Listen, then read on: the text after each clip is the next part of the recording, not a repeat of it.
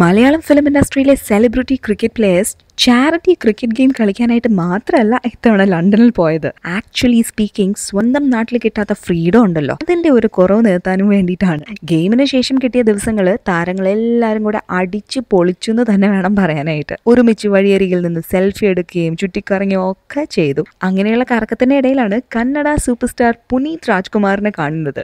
കുഞ്ചാക്കോ ബോബനും ആസിഫ് അലിയും ഉണ്ണി മുകുന്ദനും വിജയ് യേശുദാസും ഇന്ദ്രജിത്തും നിഖിൽ മേനനും അങ്ങനെ കുറച്ചു പേരൊക്കെ ചേർന്നാണ് ഈ കറക്കം കേട്ടോ. പുനീത് രാജ്കുമാറിനെ കണ്ടപാടെ ചാക്കോച്ചിന് സംശയമായി. ഓ, നമ്മളെയൊക്കെ പുള്ളിക്ക് എങ്ങനെ മനസ്സിലാവും എന്നായിരുന്നു ആ സംശയം. ബട്ട് ചാക്കോച്ചിനെ ഞെട്ടിച്ചുകൊണ്ട് പുനീത് ചാക്കോച്ചിനോട് സംസാരിക്കുകയാണ് ചെയ്തത്. ട്രാഫിക് ഫിലിം കണ്ടിട്ടുണ്ട്, ഒരുപാട് ഇഷ്ടപ്പെട്ടു എന്നൊക്കെ പറഞ്ഞു അത്രേ. കക്ഷി എല്ലാവരുമായിട്ട് കുറച്ച് ടൈം സ്പെൻഡ് ചെയ്തിട്ടാണ് അവിടുന്ന് പോയത്.